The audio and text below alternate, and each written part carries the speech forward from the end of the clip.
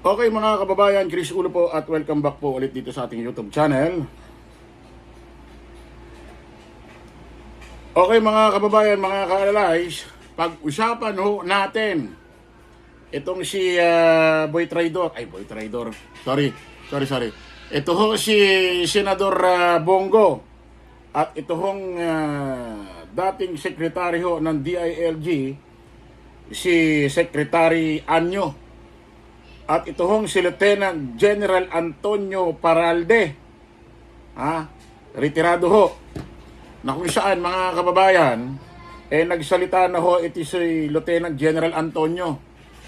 Dito ho, sa umuugong-ugong, kasi itong mga DD-shit, madali hong mauto ito Hindi naman ho, itong mga grupo ho kasi ni Digong, hindi naman ho nila sinasabi ang mga totoo dito sa kanilang mga taga-subaybay. Pinagbibintangan ho si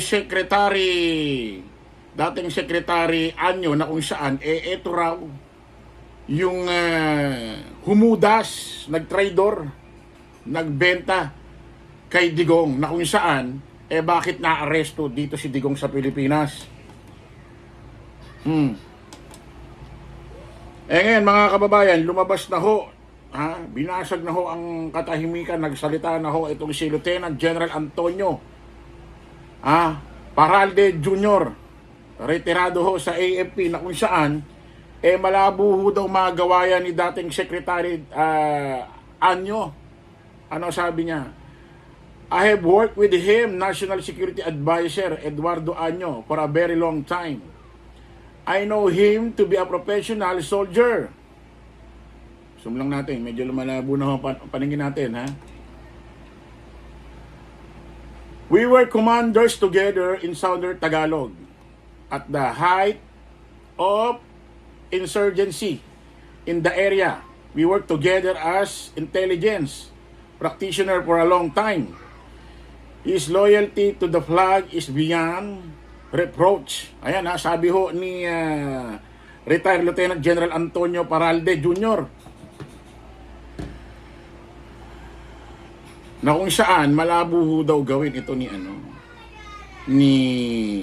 Secretary dating Secretary Anyo, yung ginawang paghuhudas, pagtataksil, pagbebenta, paglaglag dito kay Digong. Ito yung si Digong, siyempre yung dati nating presidente sa kasamang palad. Ang mahirap niyan mga kababayan, meron talaga diyang malapit kay Digong na talaga nag-traidor sa kanya.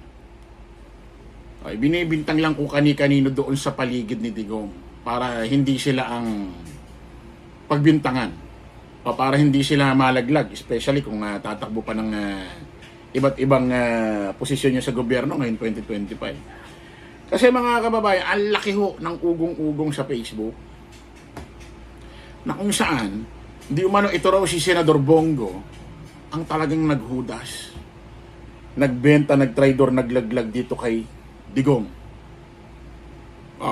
May mga patunay na, although hindi tayo sigurado si Bongo, pero meron kasing mga ebidensyang naglalabasan.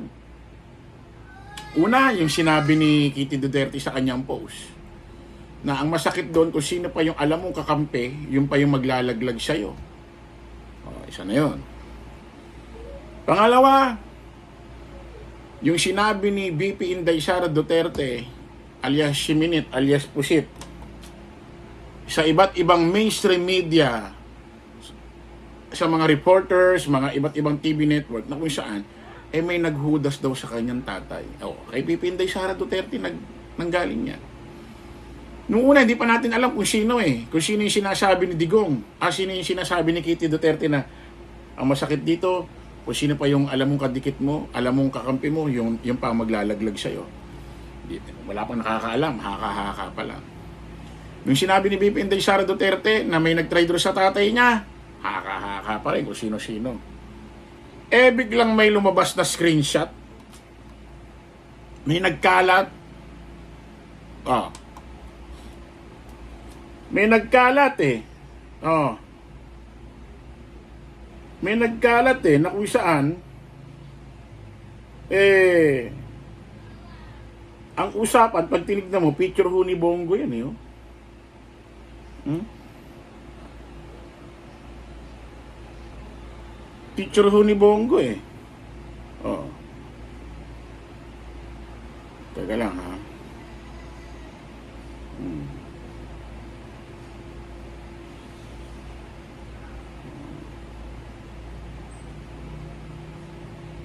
Teka lang ha. Ano ba yung mga FB account nito ni Bongo? Para makita natin ba? Teka lang ha.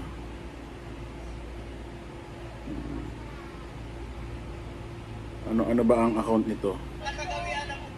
Hindi ko makita yung Christopher Bongo. Hindi ko makita yung... Ano ba FB account niyan? Hindi ko makita iba. Nakikita ko lang Bongo, Senator Bongo eh. Oh, kasi dito sa screenshot niya, ng message, mukha niya eh, oh.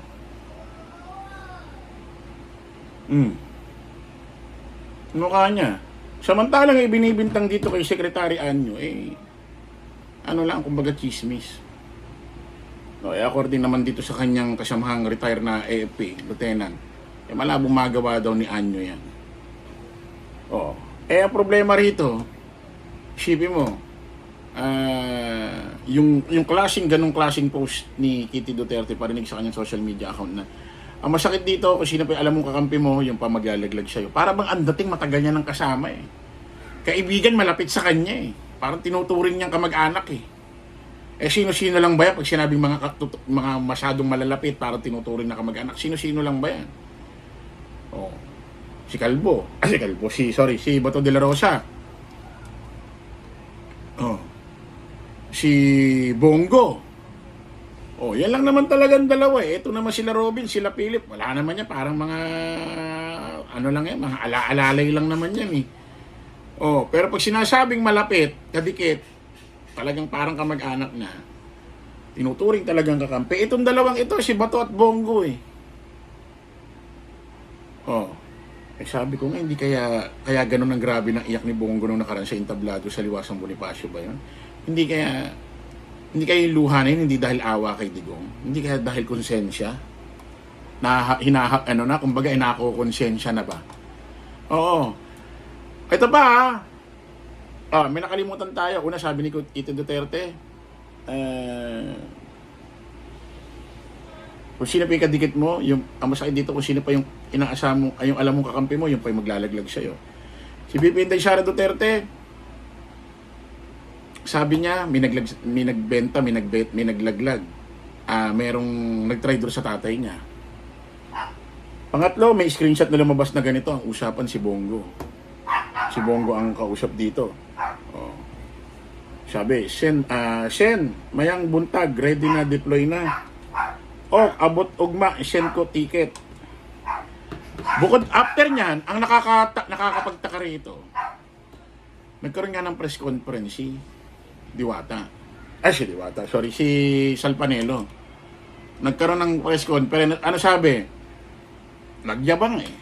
Kung ako nandun sa Hong Kong, kung ako kasama ni Digong, di ko papauwi ng Pilipinas siya. Pagtatagalin ko pa ng 2 araw yan para makapagtipon-tipon pa ang taong bayan hanggang umabot ng milyon.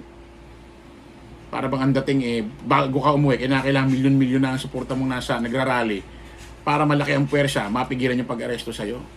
Para bang ang dating, yung ganong klaseng statement, pahayag ni Salpanelo, may pinariringgan siyang tao na kung saan ipinush si Digong sa Hong Kong na umuwi ka. Sige na, umuwi ka na.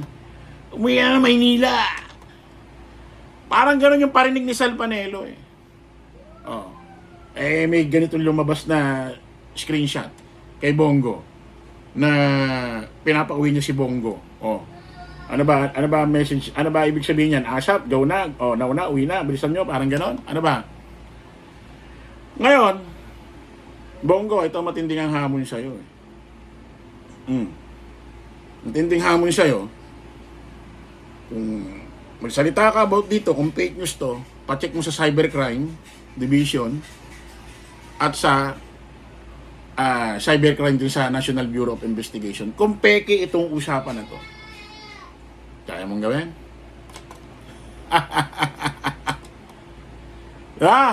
Okay po mga kababayan, kita-kita ulit tayo sa panibagong live, panibagong vlog. Paalam po pa samantala ang inyong lingkod, host Chris. Ulo, lagi natin tatandaan doon, follow the majority, follow the right way. Maraming salamat. Kita-kits po tayo ulit. Bye-bye po.